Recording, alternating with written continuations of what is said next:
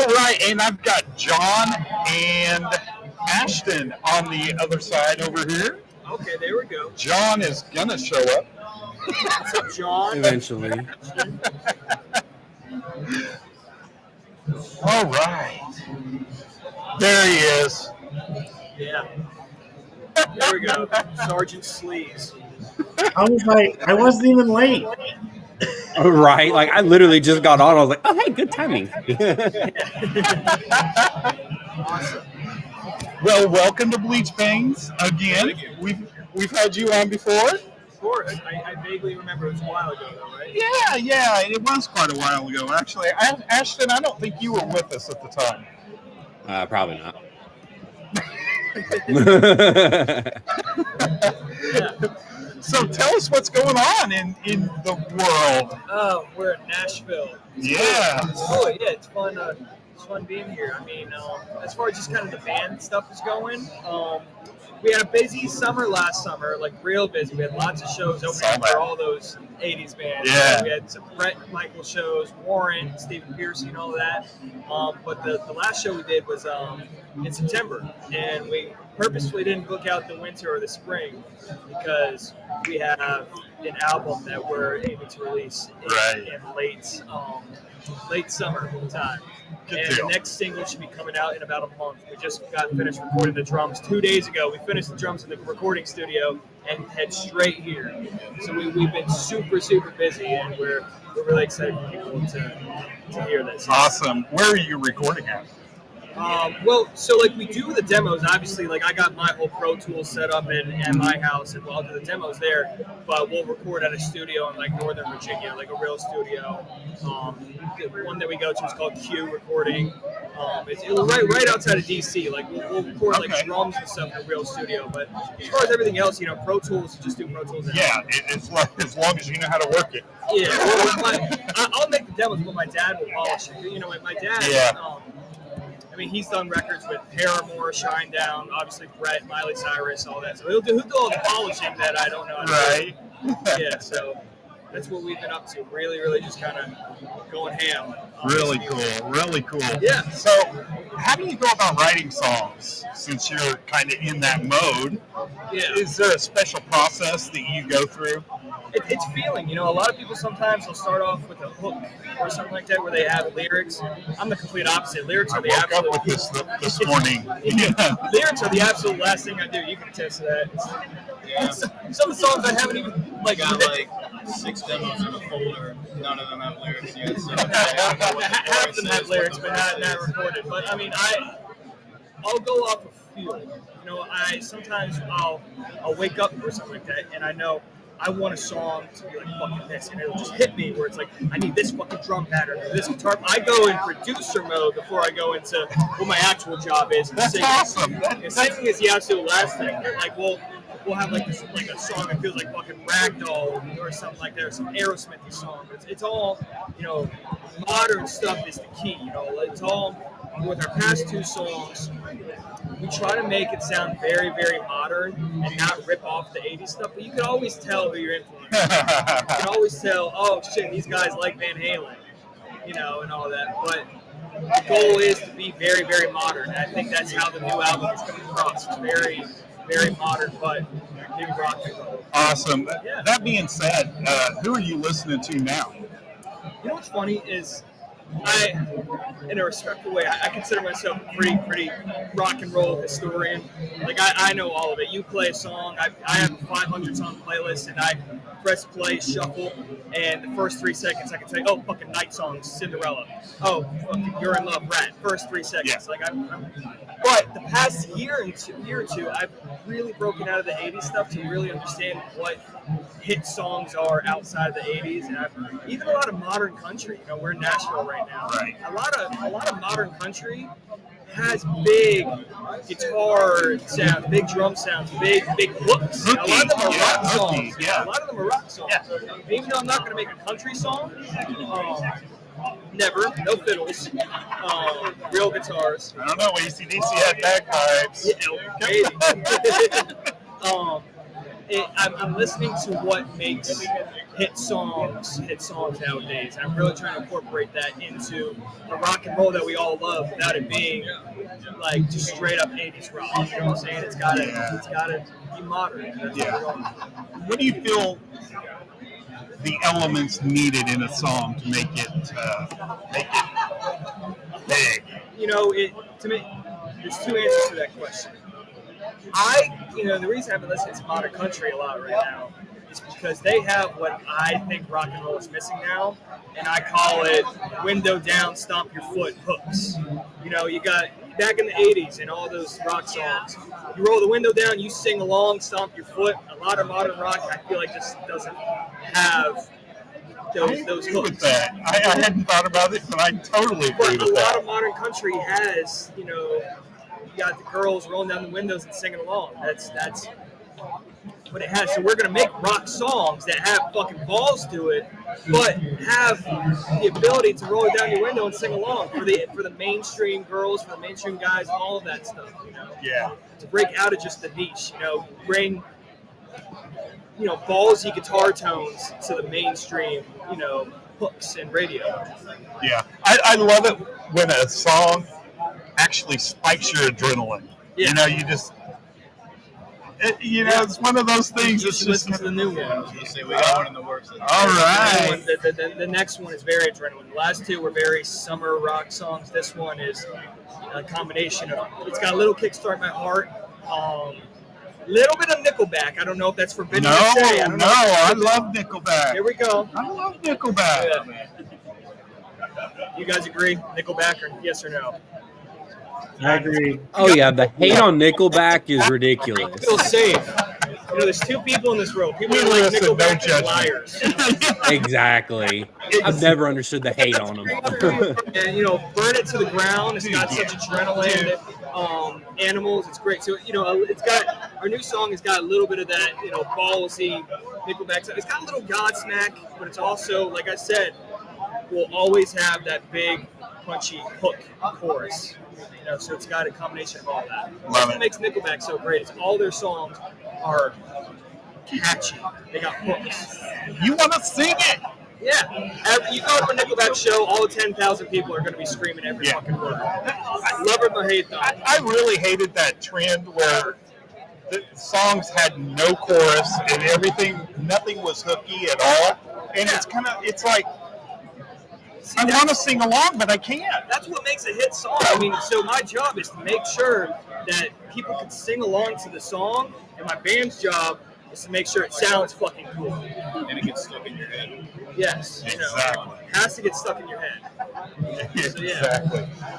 So you've been out on a lot of big tours and with a lot of big people. Yes. What is one of the craziest things that you've seen on the road? My dad's dick.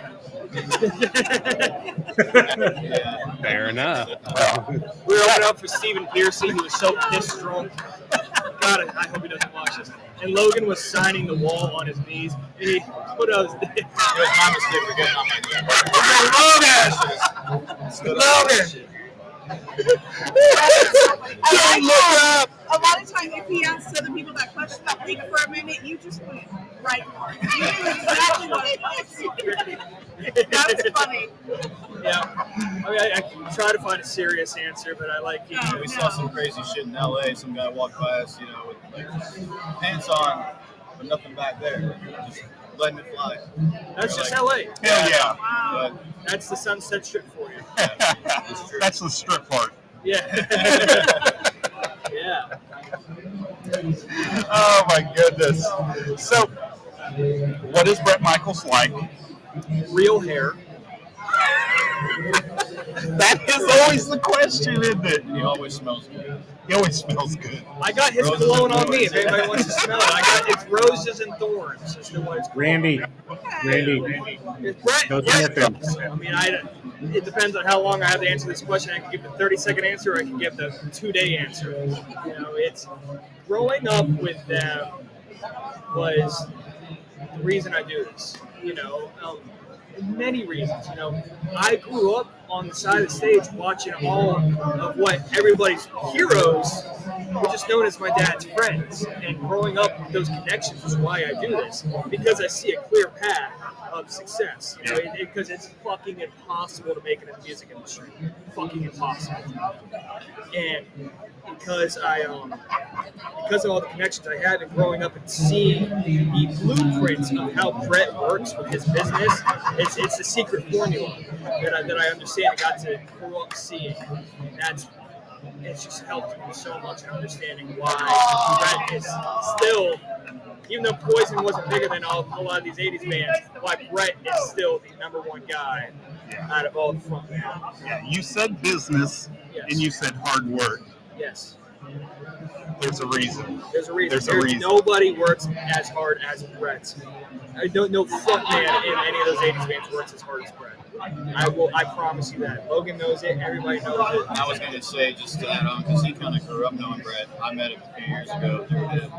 I will say that he's like one of the few guys at that level to where when you're talking to him, you can tell he's actually like listening and having a conversation with you. He's not just going through the motions of, you know, doing what he has to do to interact. That's like good to hear. He's a very nice guy. When we get to a gig and there's security guards out there, or even just a fan that has been backstage or something like that, and he has to get on stage, and there's like 20 people around backstage, he will stop the fucking show and walk up to each security guard, shake their hand, and tell them thank you so much for helping. Even if the show is late, I mean, he's always on time, but he will make sure that everybody feels appreciated and welcome. And that's a true story. I can video it. I mean, you probably wouldn't want me to, but he will make sure the second he gets out of the car or the plane, he'll thank everybody at the airport, at the show, everybody he sees. He doesn't make eye contact with somebody and, you know, and not shake their hand and make them feel appreciated. And every single person you will ask that has even met him will agree. That's awesome. That's so good to hear. Well, that's someone you want to be around to learn things from instead of saying it's the exact opposite. It's a good role model. Yeah, treat your fans good. Yes. I don't like saying fans. I say supporters. I think a lot of people support my music. I hate saying the word fans, but always treat everybody how you would treat them before you got to follow them. Yeah. Yeah. John, what were you saying? I was saying you need to go over and smell him. I'm not going to go smell him. Here we go. You get the crutch. I don't know if you can smell it or not. Oh, shit, yeah. Oh, yeah. No, Oh, yeah. Okay. Do I smell like $100 million? Was I not supposed to say that? Dude, it's all good. And I did put a question in the chat for you, That's Randy. not the first crotch cam Gavin's had today. Yeah. There we go. We may need to wipe that off. It's a little Normalizing smudged. it. Yes. I know Ashton loved it. Oh, always. Ashton looks like a chill dude. Yeah, he's His sons. Oh, yeah? he's pretty laid back. Yeah. He's a really good element to us old folk. Yeah, but I wish I could hear a little bit better. I don't know. Yeah. This This is wasn't our very. first event like this. So, Yeah, you know. no, it's all good. If you've been talking, I haven't heard you. I'm sorry. I've been trying to figure out, there's some things behind the scenes that are broken. I've been trying to figure out how to unbreak them. Facebook Live stopped streaming on us, but it's going to 5 different destinations. So Gotcha. Okay, I see it's on StreamYard. Yep. Yeah. yeah, he's like, it's broke. It stopped streaming. Yeah. Hey, Randy. But, yes, sir. Yeah, I did throw a question in the private chat for you. Okay. In the chat? It says private chat. So, Oh, okay. any FYI, upcoming? this is low battery. It says 13%. Okay. Oh, okay. I'll Any snap. upcoming tours that are a must see for you this summer? Tour that like we're playing or that I want to see? You want to see? Oh, man. I mean, I think we're going to go see Metallica at Virginia Tech. So we live in Virginia. Uh-huh. It was really cool is they don't play college stadiums, but they're playing Virginia Tech because that is, like, nationally, that is Enter Sandman is their song. Hell yeah. They caused, like, like the same vibration of earthquakes from how crazy the stadium gets. And that's why they're playing there. So it's where I was going to go to college if I didn't. A little bitch. I'm trying to think what else. Last year was great. You know what sucks is I missed Sammy last year. I wanted to see Sammy Hagar. Yeah. I don't think he's playing this year. I think he's doing a residency. Who else is playing? I feel like there's a lot of people I want to go see. We always go to M3, which is in Maryland. I always go there. My dad's tour is going to be pretty cool. He's doing, a few of the Bret Michaels shows or the Party Girl ones, and it'll be him, Vince Neil, and Steve Pearcy. They're doing a few shows like that. That'll be great. Really cool. Oh my God, off the top of my head, I can't think. I know there's a lot of great tours this summer that I really want to see. I can't think right now. Yeah. What about you guys? Did you just see the Summer of '89 tour? Summer of '99? '89. I did not see that one. I saw Creed, which was Summer of '99. Who all was on that, Tron? Just typing. Trickster, Pretty Boy Floyd. Oh, and Trickster. Christian Shields. We actually, I think that was last summer, I believe, right? They did that last summer, I think. No? No. Well, I think it was the same package where it was Pretty Boy Floyd and I think Chips Enough. And I know that they had a break. They had in between two shows, they came to our hometown of Manassas, Virginia. And me and the band opened up for them. A little acoustic thing. Right on. So, but that was with Steve and PJ. It was Yeah. It was Trickster. I don't think the other guys were there. I think that's how he's doing it now, too. He says it's an acoustic thing, but it's a full-on rock show. It's great. I love Trickster. I love Steve and PJ. Yeah. And it's great seeing Steve out there taking vocals because he can do it. It surprised me how much. I don't know the lead singer's name, but it surprised me how much. Pete Lauren. Okay, it surprised me how much he sounded like him live. No, it's not. He's not with him anymore. I know, but that was original. Yeah. Yeah.